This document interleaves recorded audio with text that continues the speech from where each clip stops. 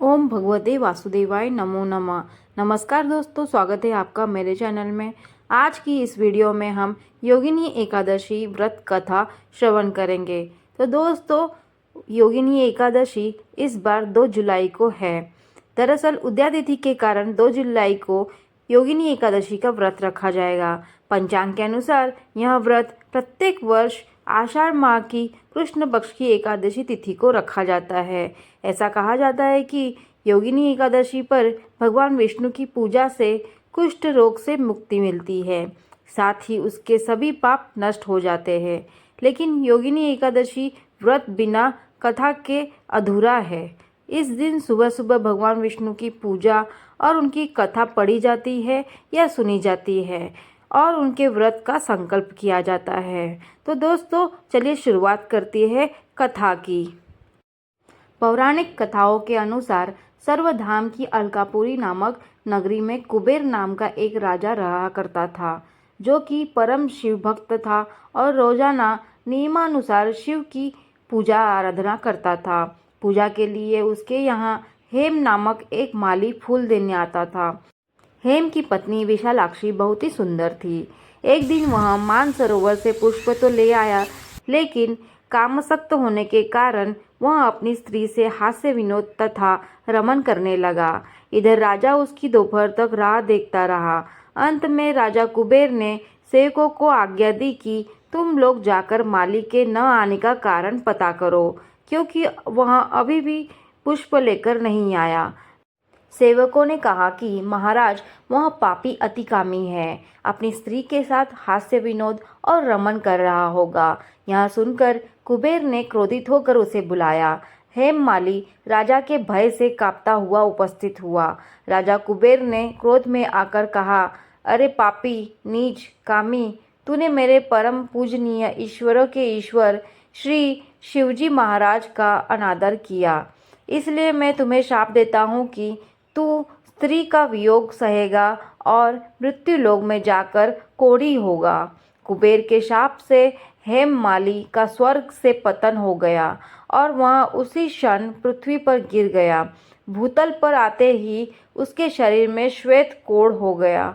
उसकी स्त्री भी उसी समय अंतर्ध्यान हो गई। मृत्युलोक में जाकर माली ने महान दुख भोगे। भयानक जंगल में जाकर बिना अन्न और जल के भटकता रहा।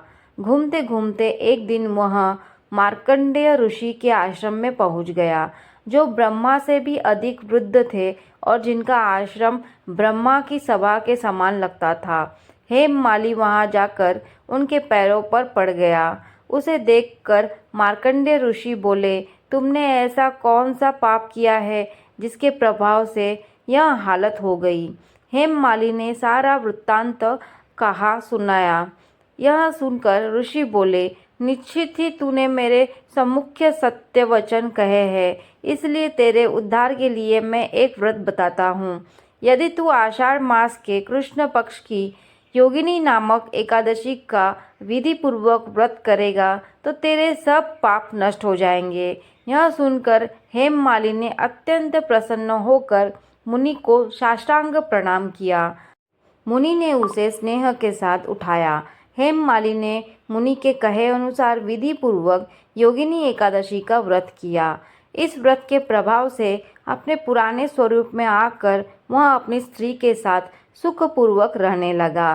तो दोस्तों, इस प्रकार योगिनी एकादशी का व्रत यहाँ पर संपन्न होता है। आगे जानते हैं इस व्रत का पारण का समय क्या रहेगा और क्या दान करना चाहिए इस दिन। योगिनी एकादशी का व्रत का पारण द्वादशी तिथि में करने का विधान है। व्रत का पारण 3 जुलाई को सुबह 5:28 से लेकर 7:10 के बीच में आप लोग कर सकते हैं।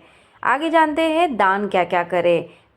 व्रत का पारण करने के बाद श्रद्धा अनुसार गरीब लोगों में दान जरूर करना चाहिए। आप दूध और दही का दान कर सकते हैं। मान्यता है कि ऐसा करने से इंसान के जीवन में सभी तरह की परेशानियों का अंत होता है। इसके अलावा धन, अन्न और वस्त्र का भी दान कर सकते हैं। इससे भगवान विष्णु और माँ लक्ष्मी प्रसन्न होती है। साथ ही इंसान को जीवन में कभी भी धन की कमी का सामना नहीं करना पड़ता है। तो दोस्तों इस प्रकार यहाँ योगिनी एकादशी की जानकारी यहाँ पर समाप्त होती है। वीडियो आपको अच्छी लगी हो तो लाइक ज़रूर करिए, चैनल पर पहली बार आए हैं वो सब्सक्राइब ज़रूर करिए। राधे राधे।